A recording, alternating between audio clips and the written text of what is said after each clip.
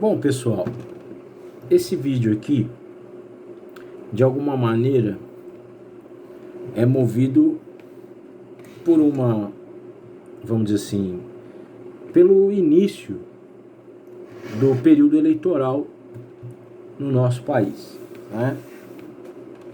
Então a gente está vivenciando aí praticamente a primeira semana das eleições municipais em todo o Brasil.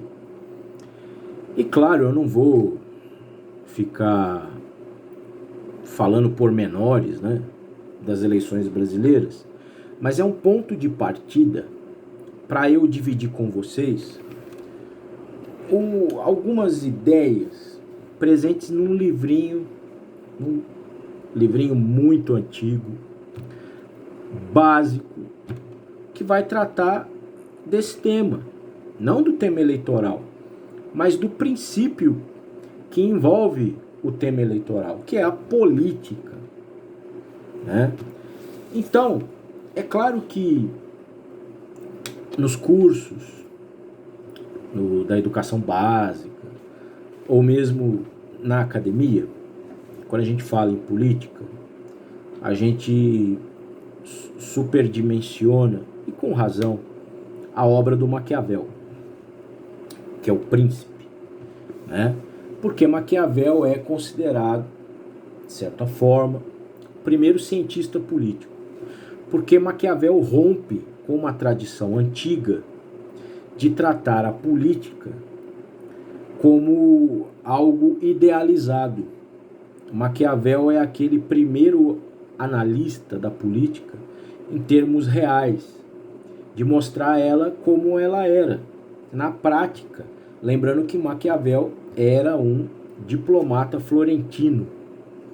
Então, pegando a história romana, ele era um grande estudioso da história dos tempos da República em diante, das heranças de Roma para a Itália. Era um entusiasta pela unificação italiana, que só vai ocorrer no século XIX, e vai aliar isso à sua experiência como diplomata florentino. Isso vai resultar na obra O Príncipe. Mas não é sobre a obra O Príncipe, que aqui no canal eu já tratei N vezes. Tem pelo menos 2 ou 3 vídeos dialogando com Maquiavel no meu canal. Mas eu quero falar do Estagirita, ou Aristóteles, né? Tutor, né, do grande Alexandre Magno, ou Alexandre o Grande, o maior conquistador da história da humanidade, né? Principalmente quando a gente pega aí a nossa história ocidental, ninguém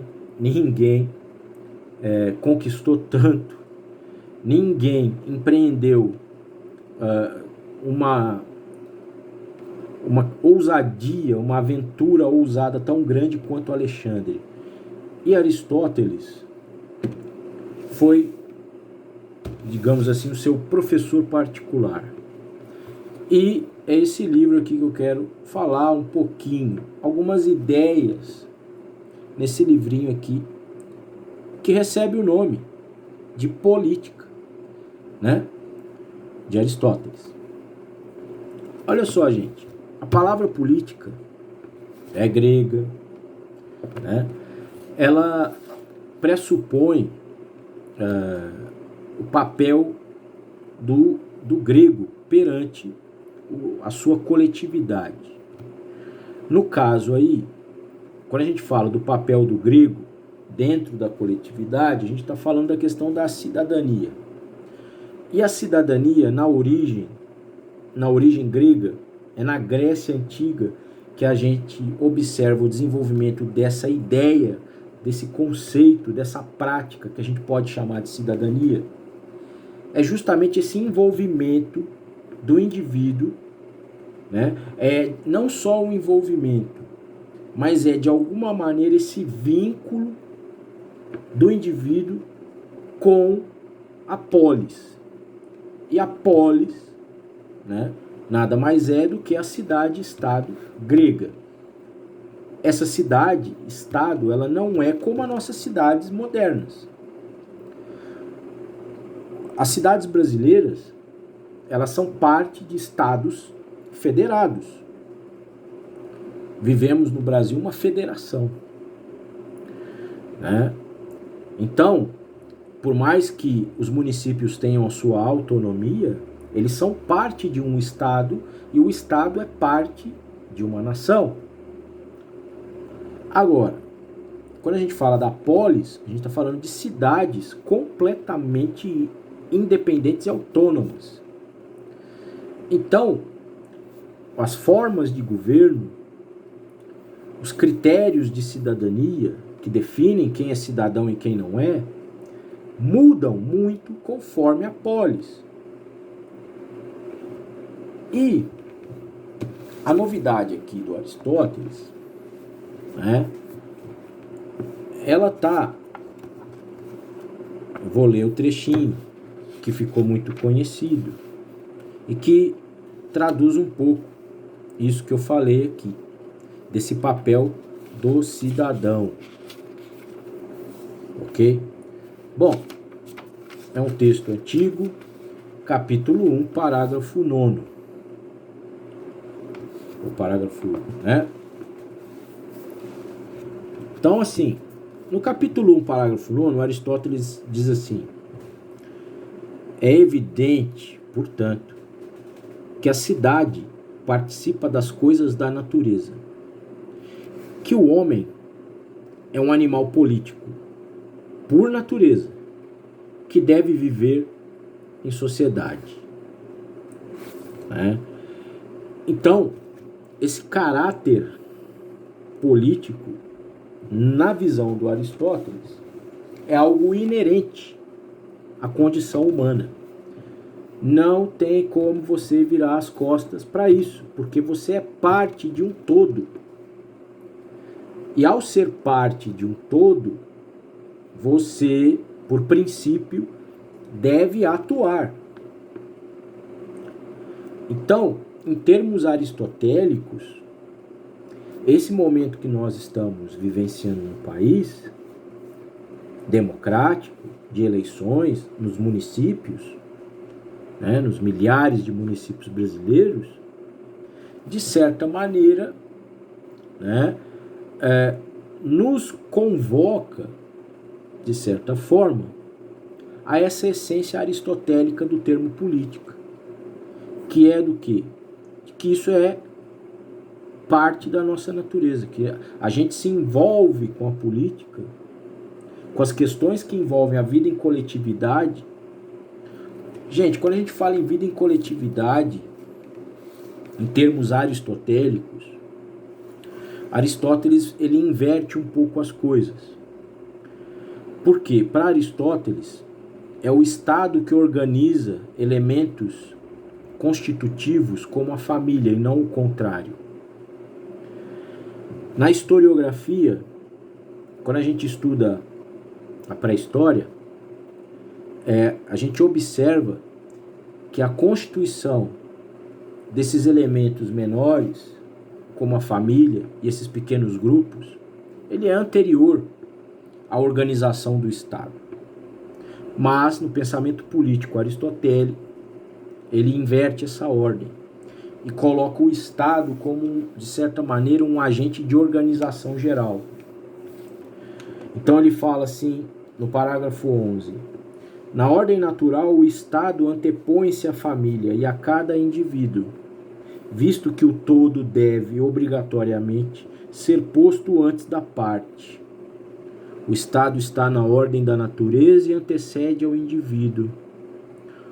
Ora, o que não consegue viver em sociedade ou que não necessita de nada, porque se basta a si mesmo, não participa do Estado. É um bruto ou uma divindade. A natureza faz assim com que todos os homens se associem. Né? Então, ele, de certa maneira, o que ele está querendo dizer aqui? Aquele princípio básico da sociologia. O homem é um ser social.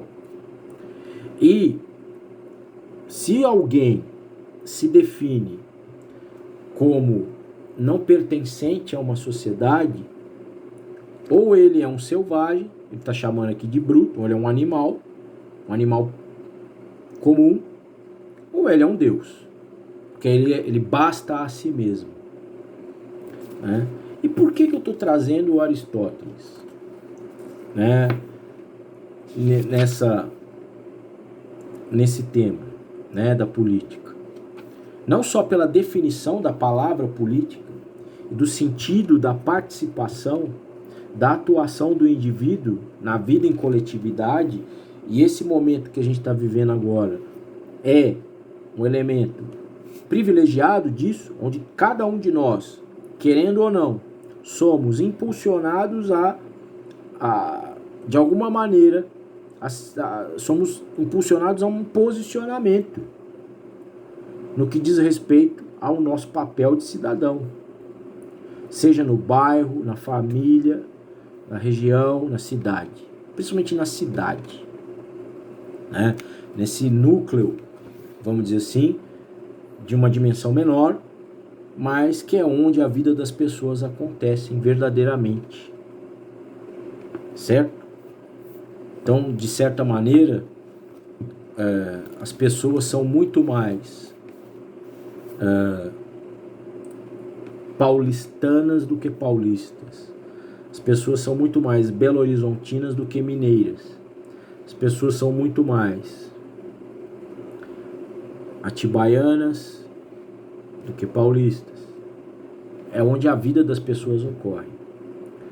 E além disso, queria trazer uma outra discussão interessante no Aristóteles, que é o seguinte, e aí, né, a gente tem que observar que Aristóteles viveu nos tempos de Alexandre, portanto, séculos antes de Cristo. E era uma sociedade onde as desigualdades que existiam eram encaradas como naturais.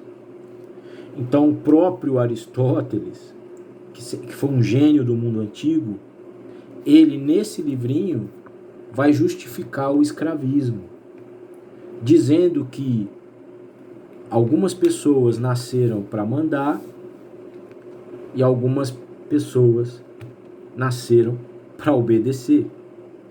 Algumas pessoas, né, providas desse conhecimento, desse saber, é um pouco de platonismo, porque Platão fala, né, no Filósofo Rei, né? Então, a pessoa só seria digna verdadeiramente de uma posição privilegiada na sociedade se ela tivesse essa ilustração, esse conhecimento, né, essa iniciação.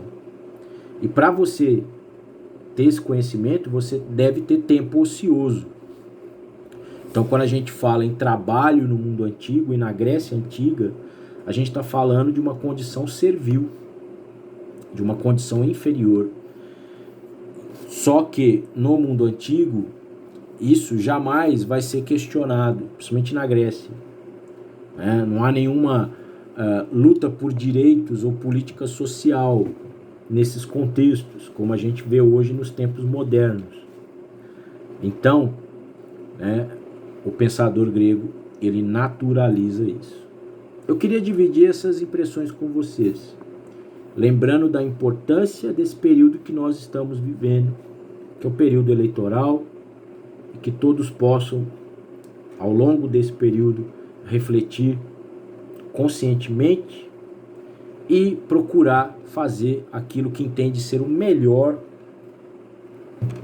para a sua cidade e, aristotelicamente, para a sua própria vida. Ok? Um grande abraço.